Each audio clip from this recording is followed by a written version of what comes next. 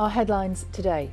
A community in mourning. A vigil is held in Solihull in memory of 3 young boys who died after falling through ice in a frozen lake.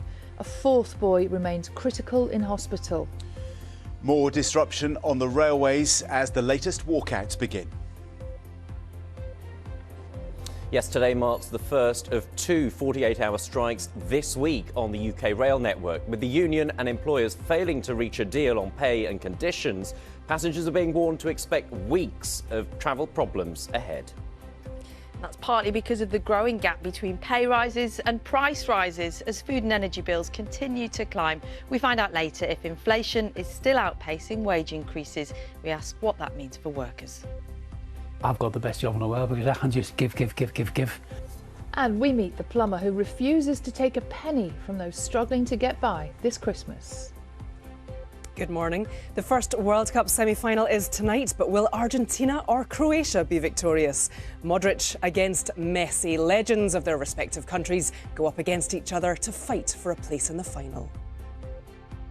Good morning. We've just had the coldest night of this year so far. Temperatures at 4 o'clock in the morning fell to minus 16.8 Celsius in Braemar. Today for all of us, it's going to be a cold day. There's some ice and some freezing fog to watch out for, as well as some frost. But there's also some sunshine in the forecast. A woman is told how she had to take her grandfather to hospital strapped to a plank in the back of a van after he broke his hip and shoulder. Melvin Ryan had a fall at his home in Torfan in South Wales, but his family say they were told no ambulance was available. The Welsh Ambulance Service said Mr Ryan's experience was below the service it aimed to offer. Nicola Lee said her granddad now is making a good recovery. Thank goodness for that. Let's take you through this morning's papers then, and starting off then with the Times. And this week's nurses' strikes dominate the papers. The Times then saying that thousands of patients face cancellations after last-ditch talks to avert them collapse. The Telegraph tells its readers that taxis may be used as ambulances under plans being considered by ministers. That story is also on the front page of the Eye. They say the NHS will block book taxis for patients in need of non-critical hospital care.